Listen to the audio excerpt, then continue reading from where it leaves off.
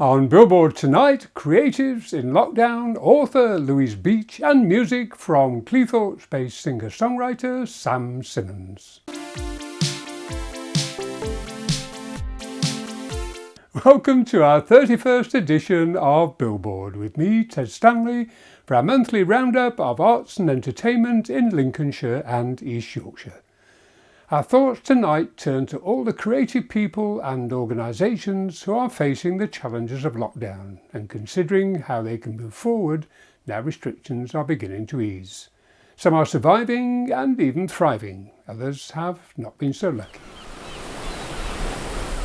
We haven't had anything up here now since beginning of March, and we've had weddings booked, we've had all sorts booked, and they're all cancelled.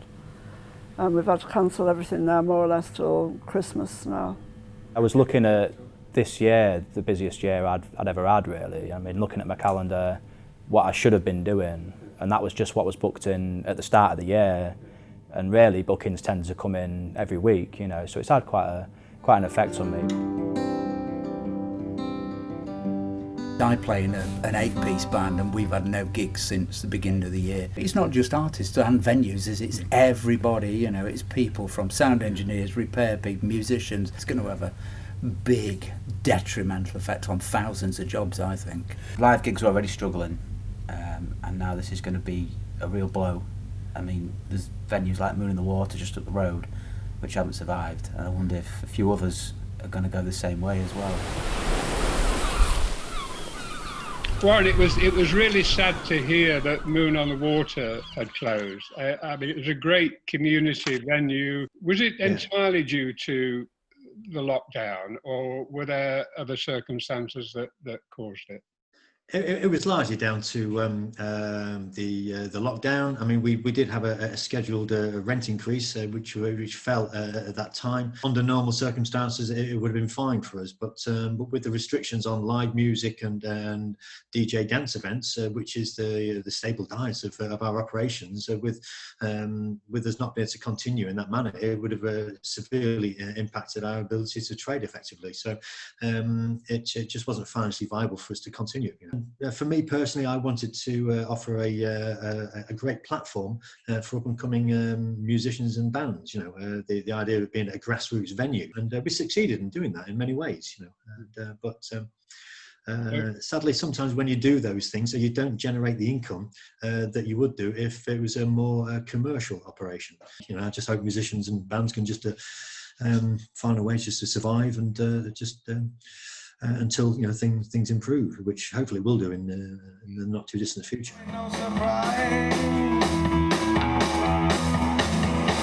Hopefully there'll be some kind of bounce back effect. Musicians have got more time to write music, so maybe there's going to be a real burst of creativity that comes out of it. I just try and move on in any way that I can, you know, so I just thought straight away I can record videos at home, I can still play 2 people really, and I can work on an album, I can work on my own music, and I've written a lot of stuff, so. I know it's a bit weird the times we're in right now, but there's nothing better than just getting in one big massive room with everyone else, having a few beers, and just listening to someone do what they love. Because behind the Facebook screen, it's just not the same. It'd be nice to get back to it. Even just being in the gig environment is just different from day-to-day life. I got to go to I would say it was the first gig in town after lockdown. And it was Sam was playing, and it was as soon as I walked into the venue, I got that feeling straight away.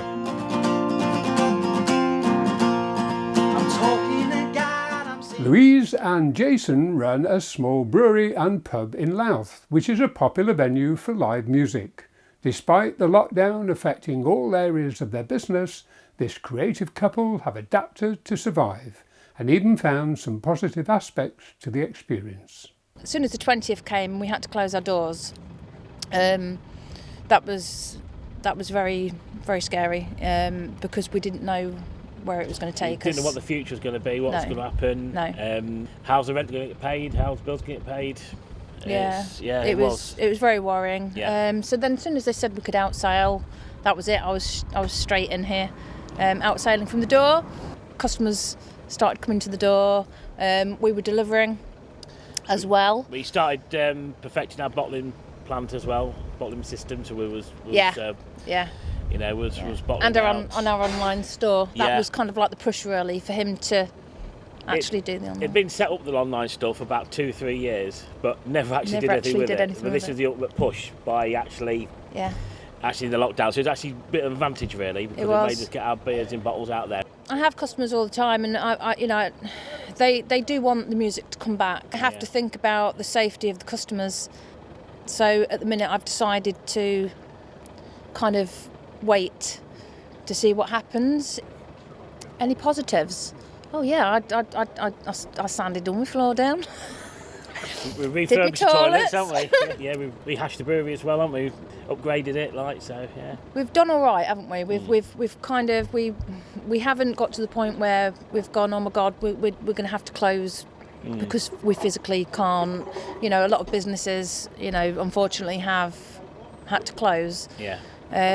Luckily, we haven't, because Just we've going, got so many loyal customers. Regional theatres have been amongst the hardest hit by the lockdown. I caught up with Tracy, the general manager of the Riverhead Theatre in Louth, to find out how they have survived and continue to serve their community and keep in touch with their loyal supporters and volunteers. On that horrible day, back on the 23rd of March, we got the news that we would have to close the building, which was very difficult for us.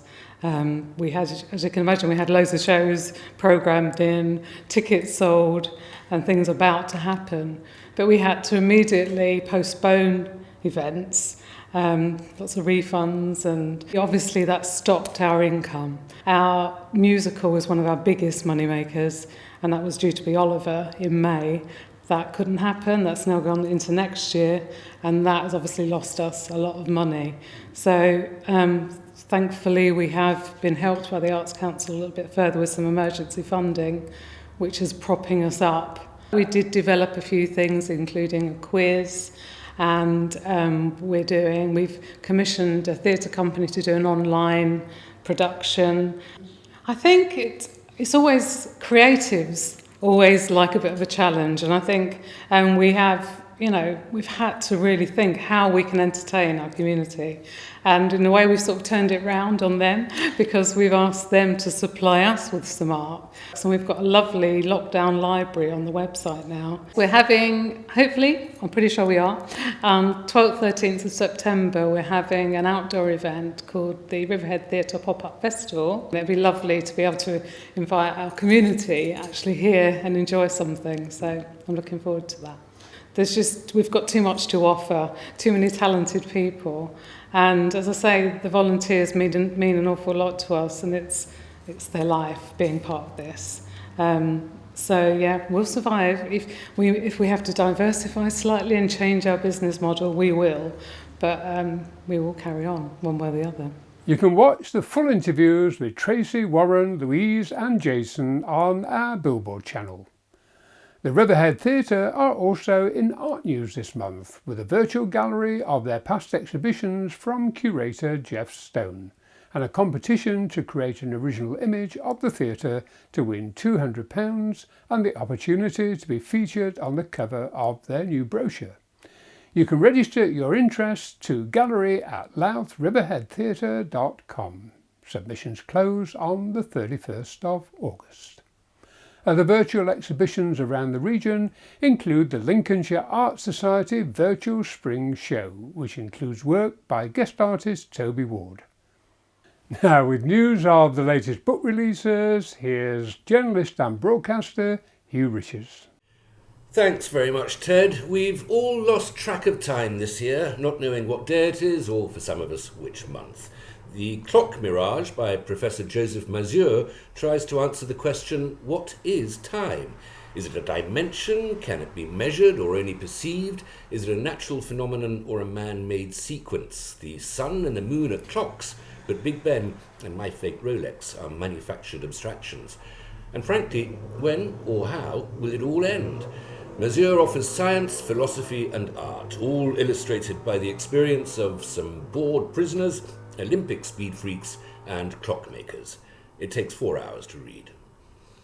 Why did people go on pilgrimage in the Middle Ages? According to Matthew Neal's novel, Pilgrimage, they were driven by some exciting sins.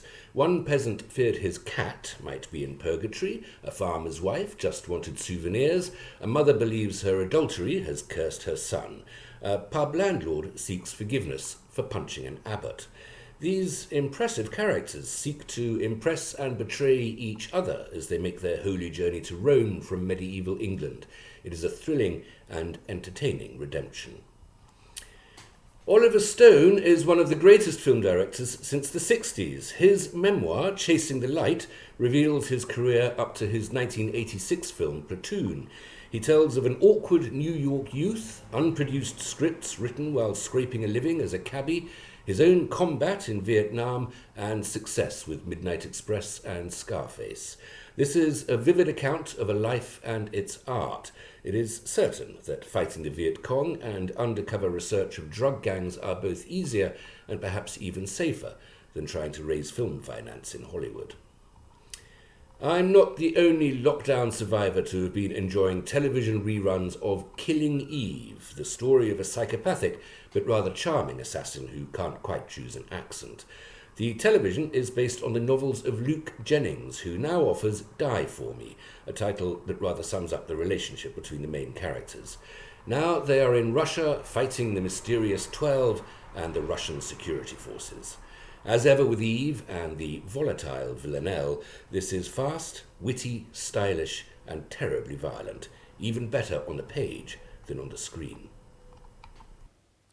Thank you, Hugh. Some great reads as always. In other literary news, we are working with Shout Out UK, an award-winning education platform that encourages media and political literacy in the younger generation. Articles written by the students will be broadcast on our community TV channels. The first is from Jude Daniel Smith. Hello, my name's Jude Daniel Smith, I'm 15 and I'm from Sheffield, and recently I wrote an article all about young people and technology and how education must adapt to a technologically developed world. In the current socio-political climate, centralised around the struggle against COVID-19, the overwhelming importance of the implementation of technology into all aspects of education systems around the world is becoming increasingly apparent. You can listen to the full article on the Billboard channel or read it on the Hammond House website. Our music guest this month is a young singer-songwriter from Cleethorpes who is entertaining audiences with his own interpretations of popular hits and original music. My name's Sam Simmons. I'm a musician, singer-songwriter from Cleethorpes. I've been active for about 15 years now. It was probably about 13, 14 when I properly first started getting into music.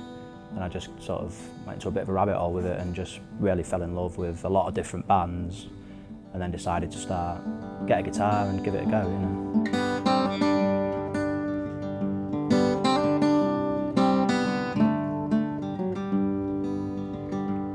I mean, the way I play guitar mainly is quite a simple way of playing guitar. It's more just about feeling and emotion, you know.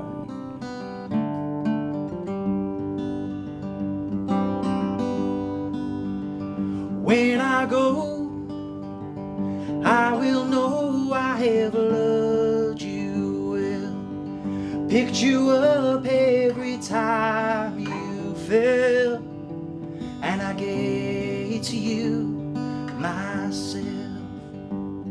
Bob Dylan, R.E.M., The Smiths, Smashing Pumpkins.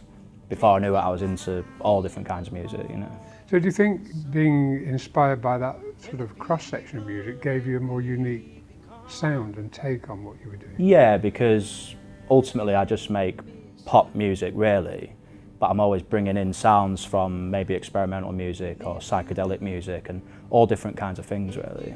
You know, I like to take covers, maybe if it's a slow song, make it fast, if it's a fast song, make it slow.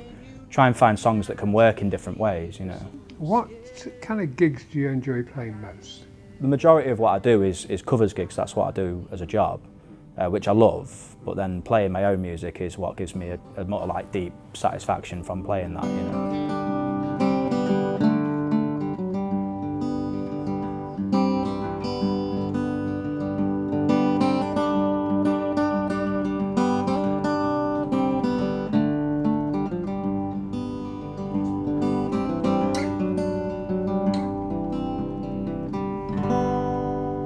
I've done a bit of everything really. I've really done all sorts, and I always enjoy playing. Even if I'm just playing all other people's songs, I still love to just be able to play, and it's amazing to be able to make a living out of that. You know? And I mean, before lockdown, you were sort of making a good living, weren't you? Yeah, I was looking at this year, the busiest year I'd ever had really. 23, my first day out on the streets, yeah. Succumb to my emotion, the center of the city.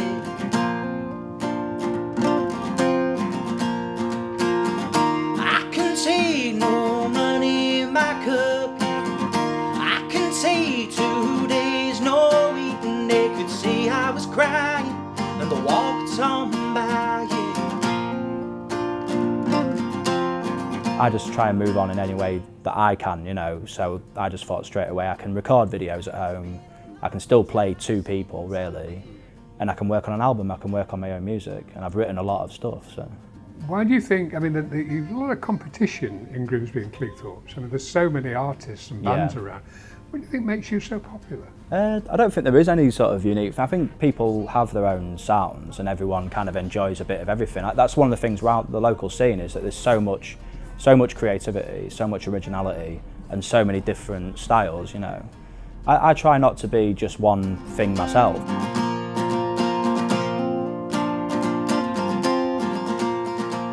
A friend of mine said you've got to come and see this chap, he's brilliant, and I've been following everything that he does ever since, basically. Yeah, I always thought he had a really nice way of playing, and his voice just seemed to have an edge that stood out above the rest, you know. You go and watch Sam live and it's just incredible, and you just think that he's going to go somewhere.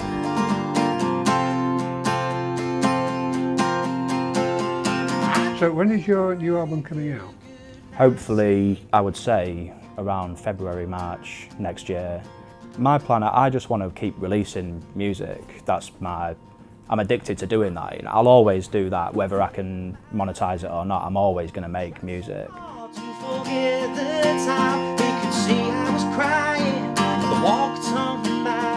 After the break, an exceptional literary talent from Hessel in Yorkshire, Marie Curie in film review, and the latest news on the whole Freedom Festival. Just flew down their noses singing my oh my, yeah.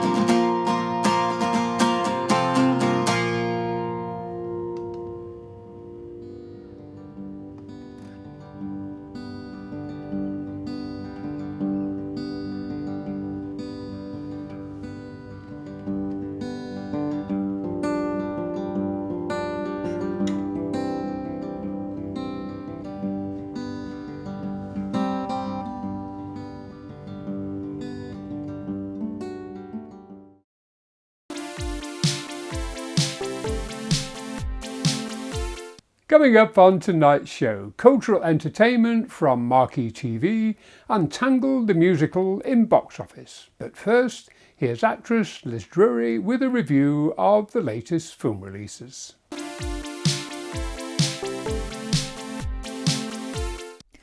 On Film Review tonight, a stylish romantic comedy, a gripping historical drama, and the latest offering from Sony Animations. But first, Radioactive, adapted from a book by Lauren Redniss about the life of physicist and chemist Marie Curie.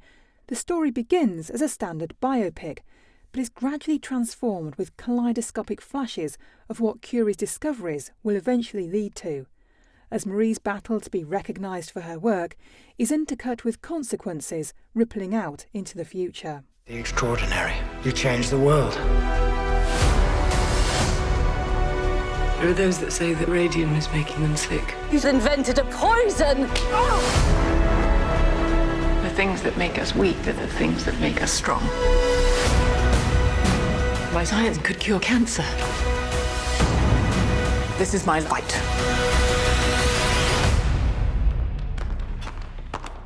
And I will win it.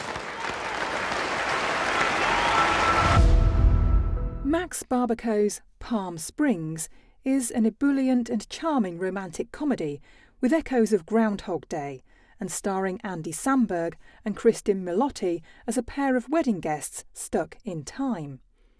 Barbaco explores what happens when people are freed from the consequences of their actions, because everything resets once they go to sleep. You're right. Got him.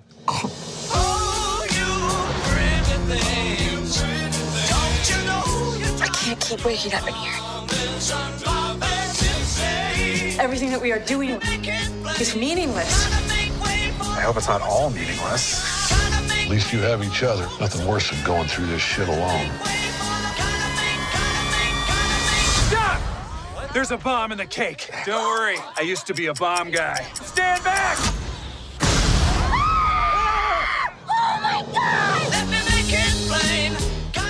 Mr. Jones is a gripping historical drama based on true events from the masterful Polish director Agnieszka Holland, who adds this to her already impressive body of work. Gareth Jones, a British journalist and diplomat, played by James Norton, travels to Stalin's Soviet Union in the 1930s to find out just where all the country's economic growth is coming from, and discovers one of the greatest crimes of the 20th century. We cannot let Stalin get away with this. What do you expect me to do exactly? The Soviet Union is not the workers' paradise that was promised. It is not the great experiment that you read about in the press.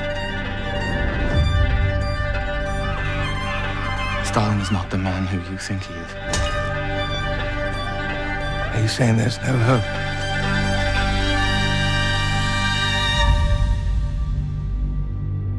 Our family film tonight is Connected, the latest offering from Sony Animations duo Phil Lord and Christopher Miller. Film school student Katie Mitchell's plans to escape from her family are dashed when they decide to take her on a group road trip to university.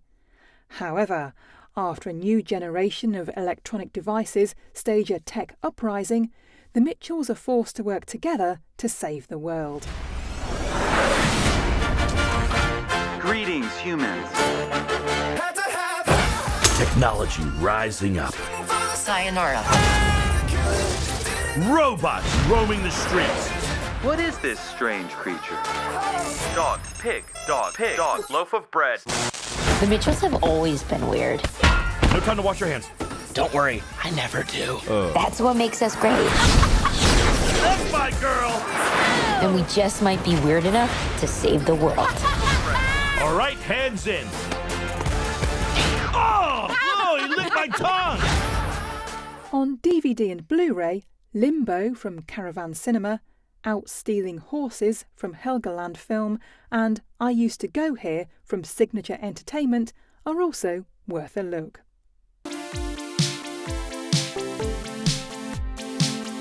Thank you, Liz. Some great films to watch.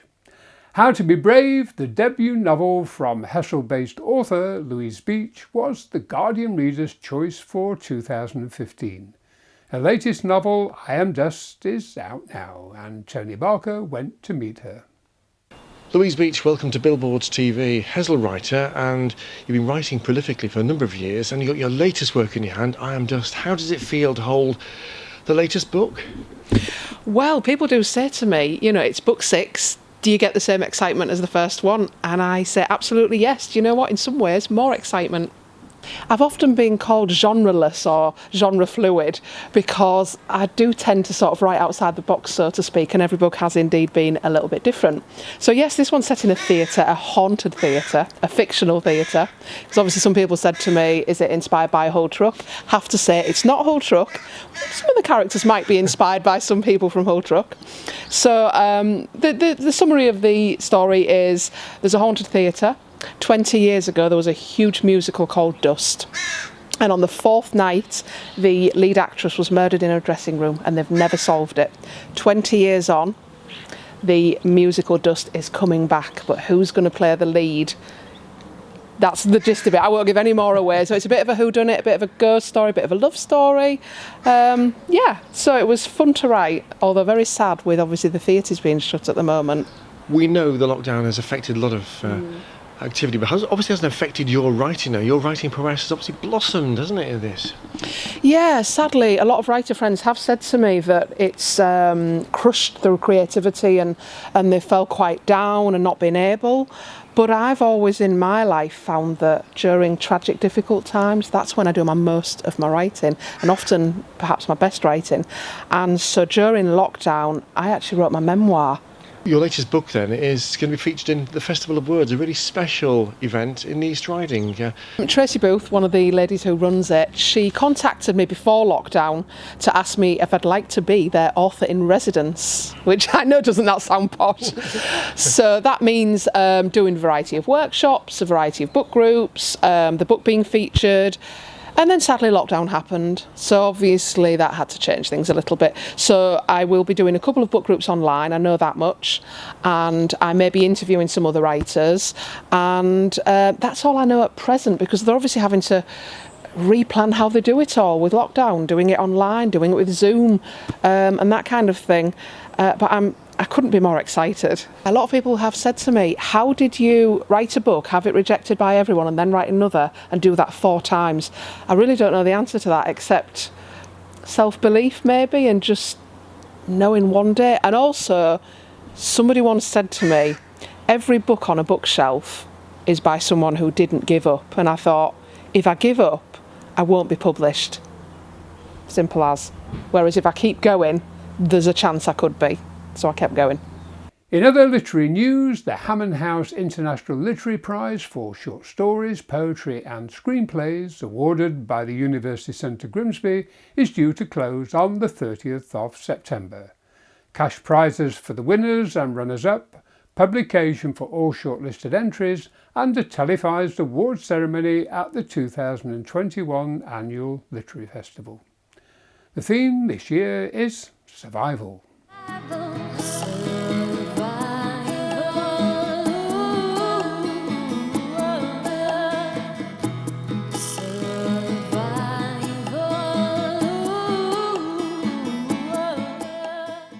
The Hull Freedom Festival is moving online this year. Discover more from our East Yorkshire correspondent Tony Barker in his roundup of cultural news from around the county.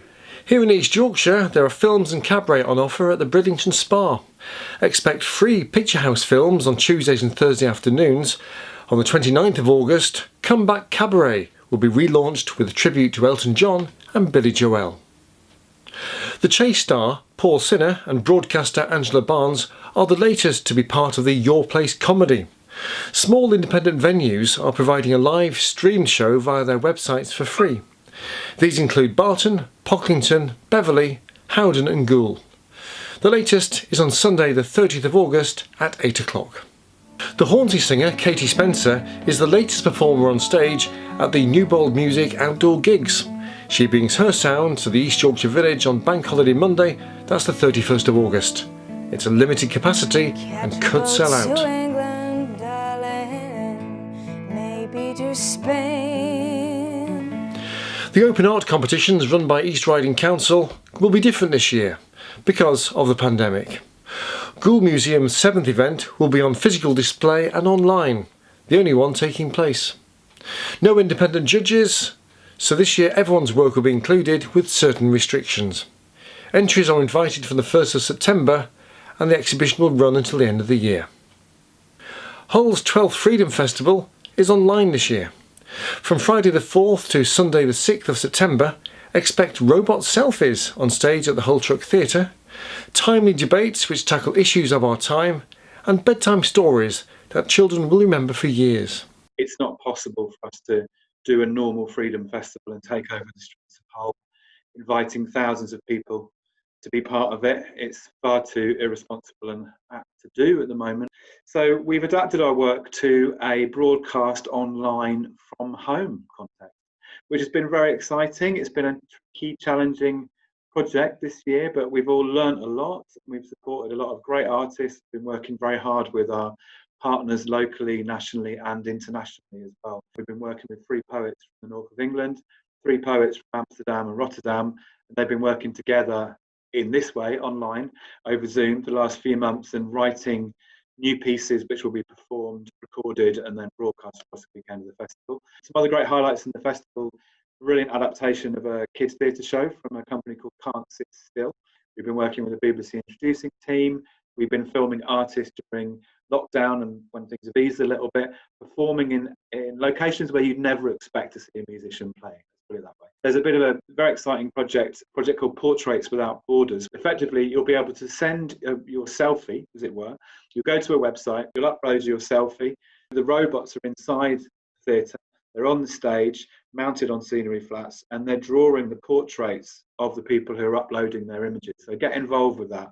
It's a really interesting piece of work. I guess in some ways it's a kind of protest in terms of the difficulties that the arts is facing, particularly the theatres. It's been great to see the way that artists have tried to adapt their work for a different format. Freedom Festival this year from home. It's going to be a lot of fun. We've learned a lot. I hope you enjoy it. I really do. And we can't wait to come back out onto the streets. Finally, Social, the newly revamped music venue, once known as Fruit on Humber Street in Hull, opened this month. At the moment it has an exhibition, exclusive, by Hull artist Darren Rogers. If you are missing a majestic culture fix, then Marquee TV are offering a 14-day free trial to their subscription service for award-winning productions from the Royal Shakespeare Company, the Royal Ballet and the Royal Opera House. From artistic culture to culinary culture, as Gemma Lidgard cooks up some of the latest entertainment news you can watch at home. Cheers, Ted. Now, if you fancy something to listen to rather than watch, then online audio drama from the BBC Sounds includes Sherlock Holmes, starring Clive Merrison and Michael Williams in the conclusion of Sir Arthur Conan Doyle's 1950 novel. The great detectives battle to solve the case with the aid of a single dumbbell and Dr. Watson's umbrella. And Spider-Man's symbiote supervillain Venom premieres on Netflix from the 26th of August. It's starring Tom Hardy as one of Spider-Man's most iconic foes. The character's origin story is a hilarious combination of chance and pragmatism. Afraid.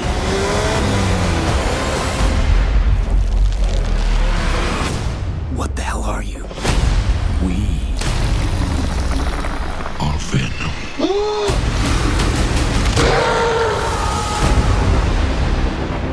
And the National Theatre has over 30 world-class productions available to watch at home, including One Man, Two Governors, Jane Eyre and Shakespeare's Twelfth Night. And as cinemas start to reopen, National Theatre Live is streaming performances to selected venues around the country, including the Parkway Cinemas in Cleethorpes and in Beverley. And in other cinema news, the Louth Film Club is hoping to resume its scheduled screenings very shortly. The thoughtfully curated selection includes Thunder Road, The Red Desert and a beguiling slice of recent Colombian history in Birds of Passage from Oscar-winning duo Cristina Gallego and Ciro Guerra. You can also visit the Film Club Facebook page for the latest updates. And finally, Tangled the Musical, which features in theatres online until the 13th of September. This Broadway-style show, based on the 2010 Walt Disney Animation Studios feature film, is performed aboard the Disney cruise ship, Disney Magic, and includes 3 brand new songs as well as your favourite songs from the original film. You've got to love a bit of Disney.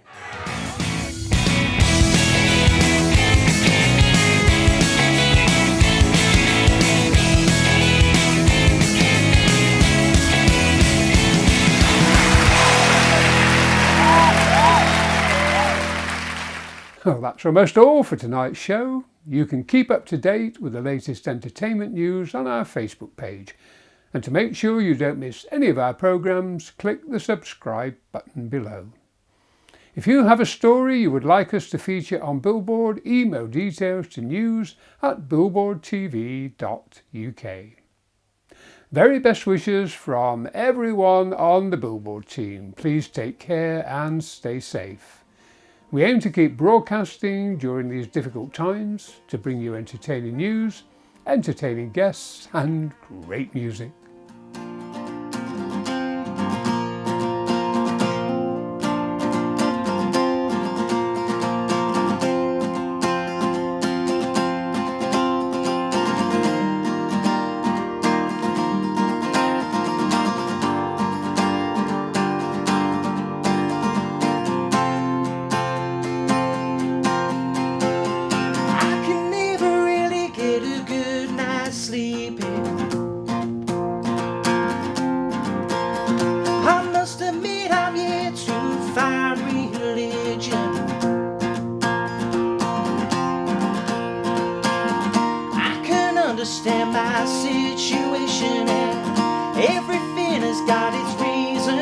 that they could see I was crying.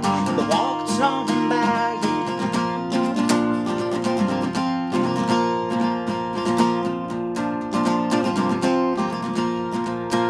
Down in the squalor, some